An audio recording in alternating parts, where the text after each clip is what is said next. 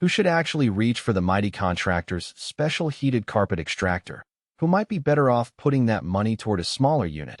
And does the price make sense for a typical everyday buyer? Those are the questions that keep most people up at night when they stare at a pricey piece of equipment in the aisle or on a web page. If you're on the fence, you're probably wondering whether the extra heat and the heavy-duty features translate into real savings on the job, or if you'll end up wrestling with a machine that's more hassle than help. Link is in the description if you want to check the product details on Amazon. I've spent the last couple of weeks talking to a mix of carpet cleaning pros, small business owners who run a handful of jobs a week, and a few DIY enthusiasts who have tried to turn a residential cleanup into a semi-professional gig. The common thread? All of them have hit the same pain points: a need for faster drying times, a machine that won't quit on a dusty job site, and a desire to move the unit around without it rolling away under its own weight. The Contractor's Special tries to answer those points with a few targeted design choices, and the feedback I gathered points to both solid wins and some trade-offs you should know before you sign a purchase order. Let's start with the heating element, because that's really the headline feature. In a typical carpet extraction job, you spray a cleaning solution, agitate, then pull out the dirty water. Without heat, the carpet can stay damp for hours, which means longer downtime for the client and a higher risk of mold. Mytee's unit integrates a built-in heater that warms the extraction water to a temperature that's warm enough to speed evaporation, but not so hot that it damages most synthetic fibers. In practice, contractors I talked to reported drying times dropping from an average of 45 minutes to about 30 minutes on medium traffic areas. That translates directly into being able to move on to the next job faster, and that time saved can often cover the higher upfront cost. Now, heat is only useful if the machine can actually deliver water where you need it. The Cufflinks Ready connection is a small but clever detail. It means the extractor can link up with a range of vacuum hoses that use the Cufflinks Quick Connect system, which many professional cleaning crews already have in their toolboxes. I watched a crew set up a job in a hotel lobby, and they snapped the extractor's hose onto an existing portable vacuum in less than 15 seconds.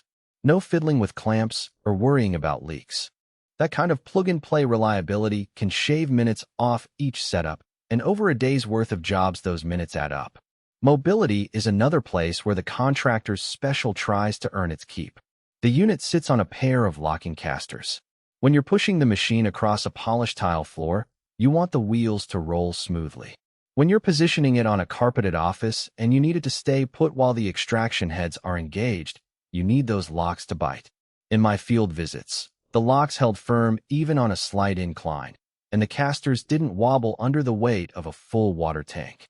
For a contractor who moves between jobs all day, that stability is worth the extra few dollars over a basic model that only rolls. One practical weakness that showed up in a couple of conversations is the size of the water tank. The Contractor's Special is built for heavier-duty work, which means the tank is larger than a residential-grade extractor, but it's still limited to around 30 liters. For a large commercial space, think a gym or a school hallway, that capacity can be a bottleneck. You'll find yourself having to stop, empty, and refill more often than you'd like. Some users said they keep a second portable tank on hand to avoid downtime, but that adds extra steps and another piece of equipment to lug around. If your typical jobs are under 1,000 square feet, the tank size is probably fine. If you routinely tackle big venues, you might want to look at a model with a bigger reservoir or a quick dump feature. Another point that's easy to overlook until you actually use the machine is the power cord. Mytee added a lighted indicator that glows when the cord is live, which on paper sounds like a safety win. In real life, that glow helped a couple of crews avoid tripping over the cord in low-light basements. However, the cord itself is fairly long, about 10 feet, but not coiled in a way that prevents tangles.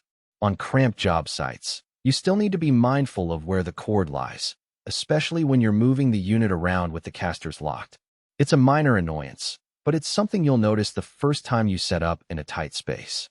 Water resistance is a claim that can feel a bit vague, but the switches on this extractor are sealed to guard against.